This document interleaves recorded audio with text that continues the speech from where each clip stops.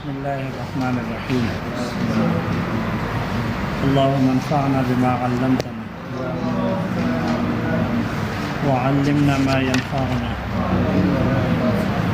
اللهم ألهمنا مراشد أمورنا وقنا شرور أنفسنا. ربنا تقبل منا إنك أنت السميع العليم.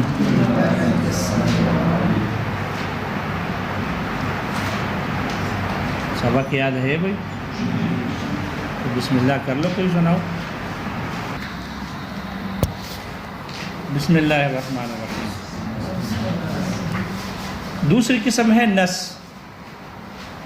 وهو مزداد وضوحا على الظاہر بمعنى في المتکلم. نص وہ کلام ہے، نص وہ لفظ ہے جس کی جو وضاحت میں بڑھ گیا ہو ظاہر پر، ایسے معنی کی وجہ سے جو متکلم میں ہے. شارح نے اس کی لغوی معنی لکھے ہیں کہ نص یا نص یہ کہتے ہیں نصست الدابۃ سے ماخوذ ہے. نصست الدابہ کہتے ہیں کہ جانور کی جو چلنے کی رفتار ہوتی ہے اس رفتار سے اس کی رفتار کو بڑھا دینا. سیر معتاد سے جانور کی رفتار کو زیادہ کر دینا، بڑھانا، اس کو نصست الدابہ کہتے ہیں، تنصیص الدابہ.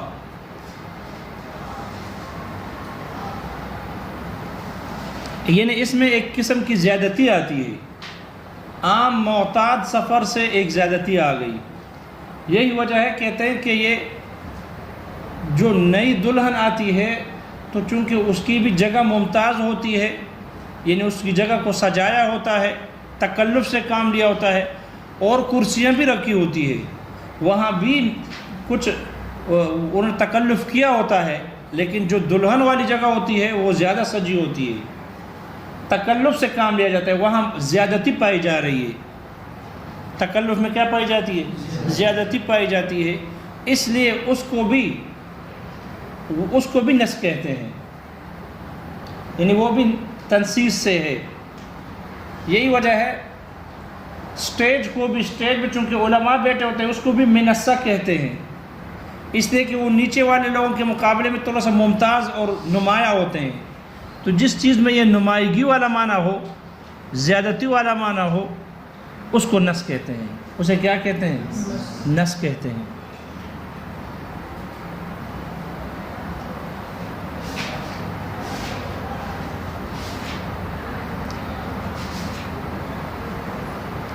نص کے بارے میں کہا کہ اس کی وضاحت ظاہر سے بھی بڑھ جاتی ہے، اس کا ظہور معنی ظاہر سے بھی بڑھ کر ہوتا ہے، اور ایسے معنی کی وجہ سے ہے جو متکلم میں ہے، صیغے سے نہیں ہے. صیغہ سن کر دیکھ کر سامع اگر اہل لسان میں سے ہے تب بھی اس کو پتہ نہیں چلتا کہ اس کلام کی مراد کیا ہے. صیغے سے بھی، اور صیغے سے زیادہ وضاحت نہیں ہوتی بلکہ اس کی وضاحت کے لیے متکلم کی طرف رجوع ہوتا ہے. تو متکلم کی طرف سے کلام میں ایسا قرینہ موجود ہوتا ہے جس قرینے کی بنیاد پر اس کی مراد پر واقف ہو جاتا ہے.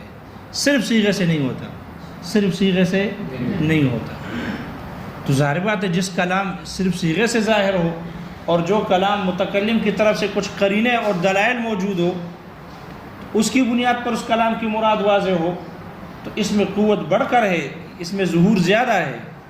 اس لیے کہ متکلم کی طرف سے بیان ہے، متکلم کی طرف سے قرینہ موجود ہے، کیونکہ متکلم کی مراد تو ایک امر مبطن ہے، چھپا ہوا ہے، وہ واضح تو نہیں ہو سکتا سامع کو. لہذا وہ کلام میں متکلم کی طرف سے قرینہ دیکھے گا، دلائل دیکھے گا، قرینے اور دلائل کی بنیاد پر پھر وہ متکلم کی مراد کی وجہ سے اس کلام کی مراد اس کے سامنے ظاہر ہو جاتی ہے. تو اس میں ظہور معنی نص کے مقابلے میں، ظاہر کے مقابلے میں زیادہ ہے، کیونکہ وہ تو کلام سن کر ہی کلام کی مراد واضح ہو جاتی ہے، اور جو نص ہے اس میں صرف صیغے سے کلام کی مراد واضح نہیں ہوتی بلکہ اس کے لیے کلام میں متکلم کی طرف سے قرینہ پائے جانے ہیں، اس کو دیکھ کر اس کی وجہ سے پھر کلام کی مراد کیا ہو جاتی ہے؟ واضح اور ظاہر ہو جاتی ہے. تو تو چونکہ اس میں متکلم کی طرف سے پایا جاتا ہے قرینہ اور دلیل، اس وجہ سے اس میں ظہور ظاہر کے مقابلے میں زیادہ ہے۔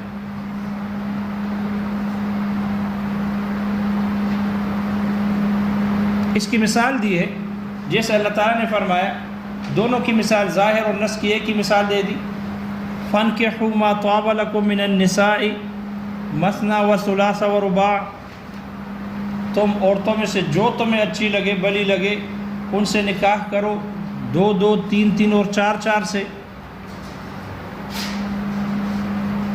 مصنف کہتے ہیں کہ یہ آیت نکاح کے اطلاق میں ظاہر ہے، نکاح کے اطلاق میں ظاہر ہے، یہ آیت ظاہر ہے نکاح کے اطلاق میں، اور عدد کے بیان میں نص ہے، عدد کے بیان میں نص ہے، اس لیے کہ اس کلام کو چلایا گیا، یہ آیت نازل کی گئی ہے عدد کو بیان کرنے کے لیے، لہذا جس مقصد کے لیے کلام نازل کیا جاتا ہے، چلایا جاتا ہے، بولا جاتا ہے، وہ نص ہوتی ہے۔ اس لیے چونکہ یہ کلام عدد کو بیان کرنے کے لیے نازل کیا گیا، اس لیے عدد کے بیان میں یہ آیت نص ہے، اور اباحت نکاح میں، نکاح کے اباحت اطلاق میں یہ ظاہر ہے، اطلاق میں یہ ظاہر ہے۔ البتہ یہاں کہتے ہیں کہ اباحت پر اطلاق کا لفظ بولا گیا، اباحت نہیں بولا گیا کہ یہ آیت اباحت میں ظاہر ہے، بلکہ اطلاق کے لفظ کو لے آئے۔ اطلاق کے لفظ لانے کی وجہ کیا ہے؟ شارح لکھتے ہیں کہ اطلاق اس لیے لے آئے کہ اباحت نکاح میں اصل ممانعت اور حرمت ہے، نکاح میں اصل کیا ہے؟ ممانعت اور حرمت ہے۔ اگر اباحت کہتے تو پھر نکاح میں اصل اباحت بن جاتی، نکاح میں اصل کیا بن جاتی؟ اباحت بن جاتی، تو اباحت نہیں کہا، فَإِنَّهُ ظَاهِرٌ فِي الْإِطْلَاقِ کہا، فی الاباحہ نہ کہا، اطلاق کہا۔ کیوں؟ اگر اباحت کہتے تو پھر نکاح میں اصل کیا ہو جاتی؟ اباحت، جبکہ نکاح میں اصل کیا ہے؟ حرمت ہے، ممانعت ہے، الحذر، ممانعت ہے نکاح میں اصل۔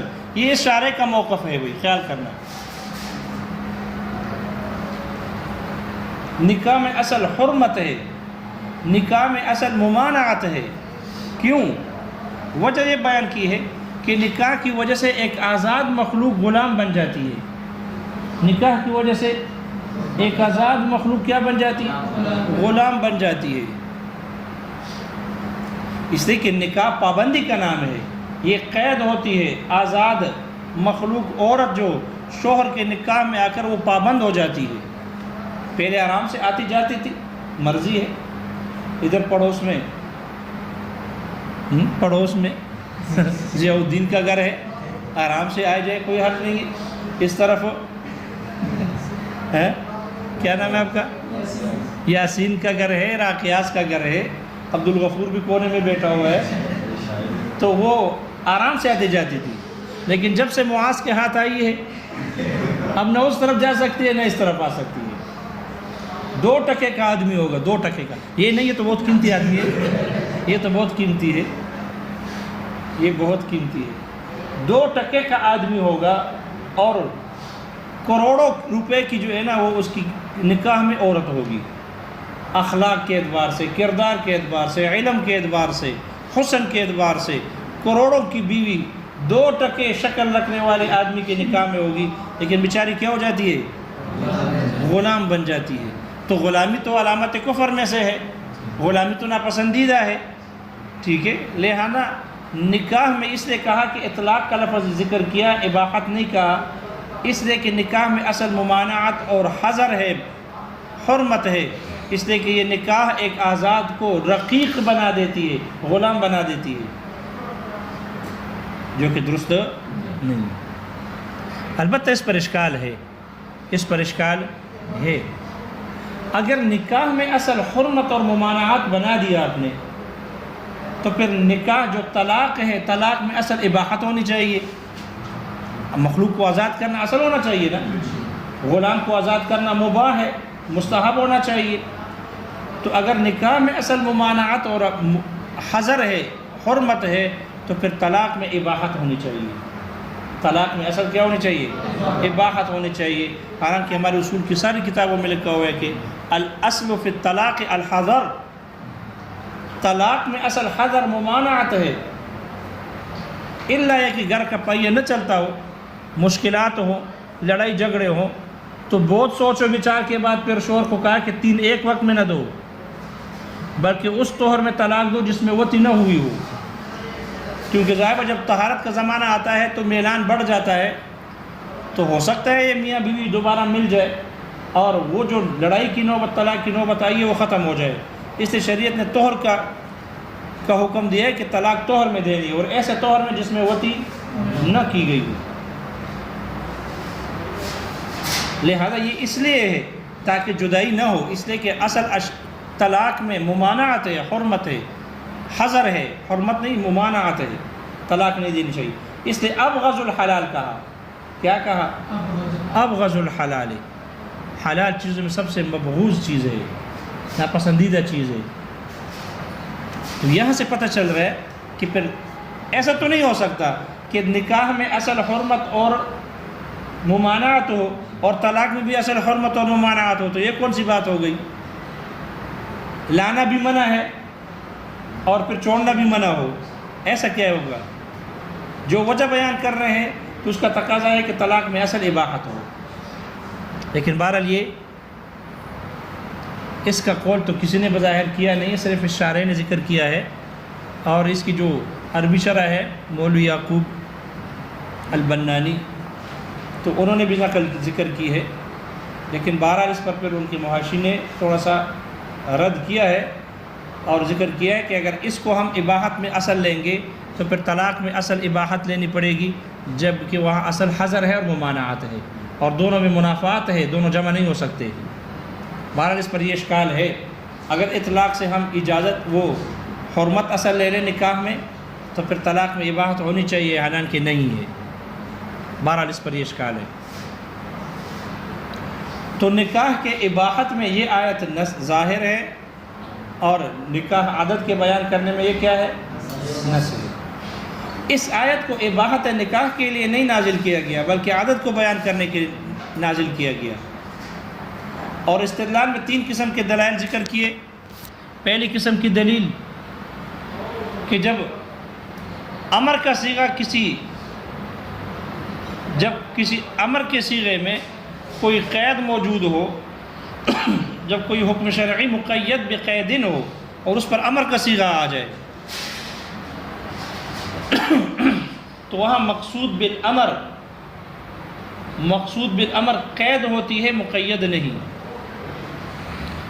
جب وہاں امر کا صیغہ وجوب کے لیے نہ ہو، وجوب کے لیے اگر امر کا صیغہ کسی حکم شرعی پر وہاں امر کے صیغے سے خطاب ہو، اور کسی حکم شرعی میں وہاں قید موجود ہو اور وہ امر آیا ہو اور وہ امر وجوب کے لیے نہ ہو، تو پھر وہاں اس امر سے مقصود قید ہوتی ہے، مقید مقصود نہیں۔